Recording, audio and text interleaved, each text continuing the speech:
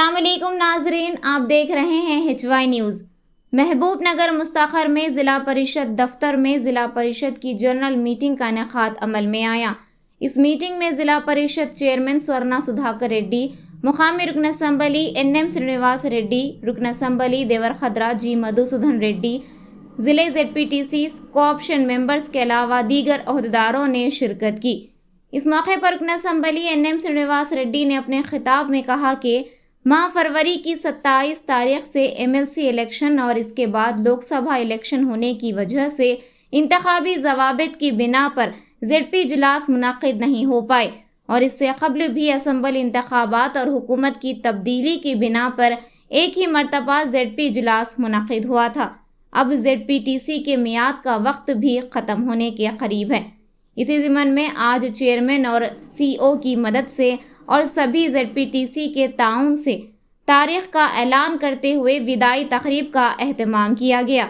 इस मौके पर BRS पार्टी के 2-3 ZPTC के अलावा दूसरे ZPTC की अदम शिरकत पर रुकन असम्बली NM श्रीनिवास रेड्डी ने तनकीद की और कहा कि ZPTC के ओहदे पर होते हुए ZPTC इजलास में शिरकत ना करने वालों को आइंदा अवामी जमहूरियत में आवाम सबक सिखाएगी।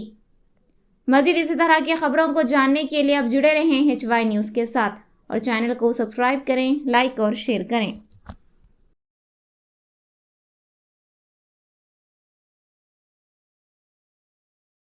ఫిబ్రవరి 27వ తారీఖు నుంచి MLC ఎన్నికలు, ఆ తర్వాత పార్లమెంట్ ఎన్నికలు.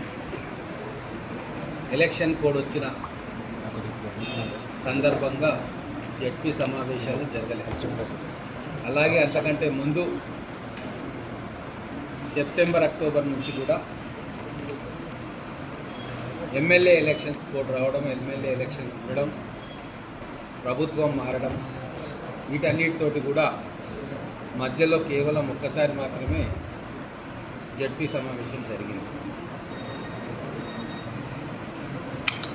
అలాగే కాలపరిమితి పూర్తవుతూ ఉంది. జడ్పీటీసీల కాలపరిమితి పూర్తవుతూ ఉంది. చైర్మన్ గారి కాలపరిమితి పూర్తవుతూ ఉంది.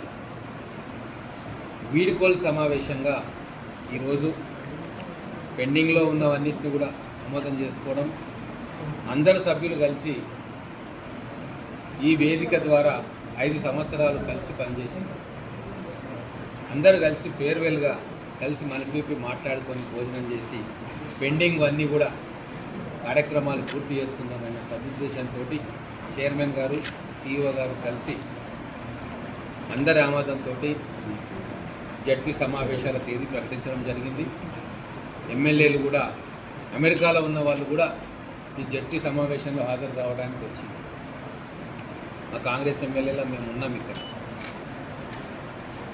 అలాగే నిన్న మొన్న జరిగిన స్టాండింగ్ కమిటీ సమావేశాల్లో కూడా జడ్పీటీసీలు వచ్చి పాల్గొన్నారు. మరి ఈరోజు సడన్గా ఎందుకు వాళ్ళు బాయ్కాట్ చేయాలనుకుంటున్నారో అది ఎవరికి అర్థం కాదు.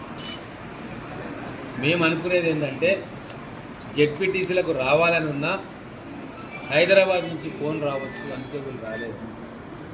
ఎందుకు ఈ మాట చెప్తా ఉన్నానంటే, పార్లమెంటు బిల్లు పెడుతున్నప్పుడు కూడా కేసీఆర్ గారు పార్లమెంటుకు పోలే.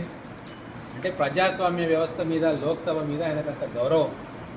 ప్రతిపక్ష నాయకుడిగా ఎన్నికైన తర్వాత కూడా రండి, మీరు కూర్చోండి, సభలో చర్చ పెట్టండి అంటే కూడా ఆయన కనీసం శాసనసభ ఛాయలకు కూడా పోలేదు.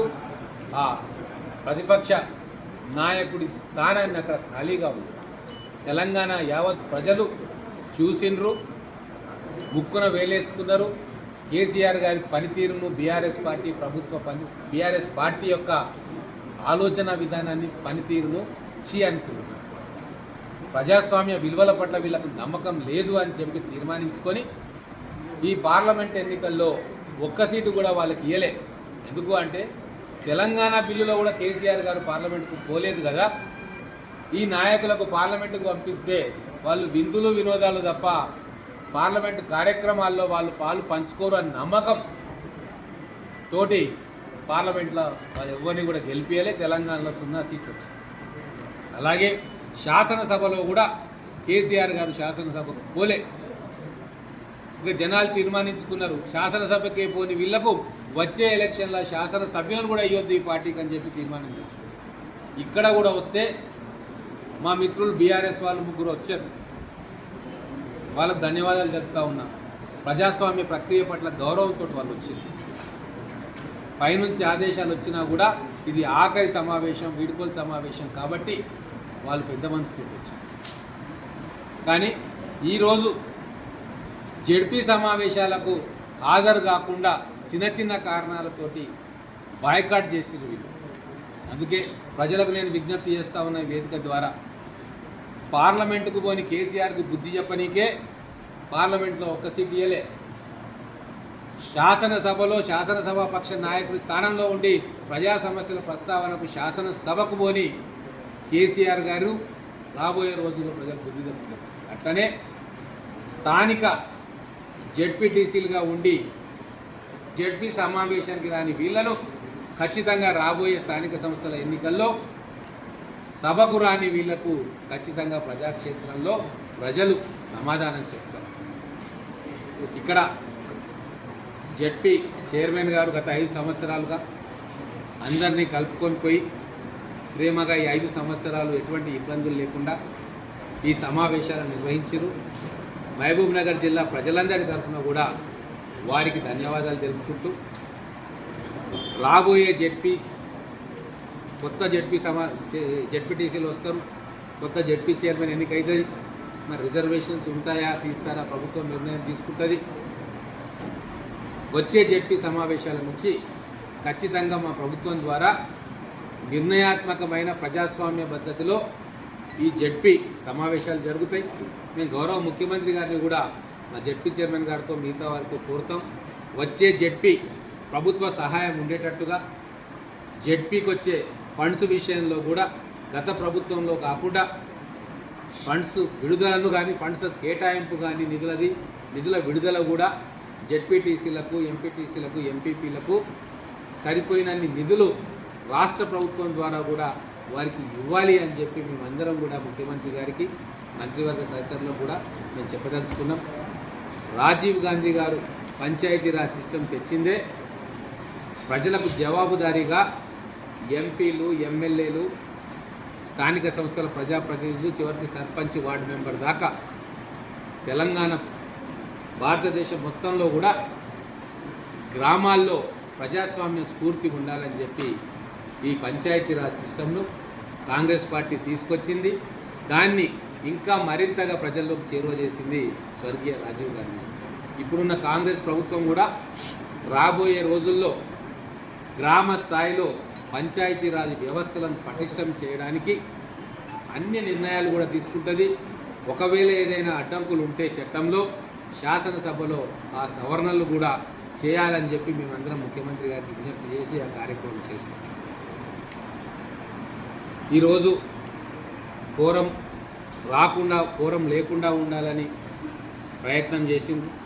వాటన్నిటినీ కాదని వచ్చిన మా మిత్రులు జెడ్పీటీసీలకు మరొకసారి ధన్యవాదాలు ఎంపీపీలకు ధన్యవాదాలు తెలుపుకుంటూ ప్రజాపాలన వచ్చింది కాబట్టి వచ్చే జెడ్పీ సమావేశాలు సహృద్భావ వాతావరణంలో ప్రజా సంక్షేమం మీద దృష్టి పెట్టి ఇక్కడ అనేక చర్యలు తీసుకోవాలని కోరుకుంటూ సీఈఓ గారు కూడా ఉన్నారు. ఇప్పుడు వచ్చే జెడ్పీకి వారే సీఈఓగా ఉంటారని చెప్పి ఆశిస్తూ ఉన్నా. రాబోయే రోజుల్లో అందరం కలిసి ప్రజాస్వామ్యాన్ని మళ్ళీ బ్రతికించుకుందాం. దీంట్లో అన్ని పార్టీలు కూడా సహకారం చేయాలని చెప్పి కోరుతా ఉన్నాం.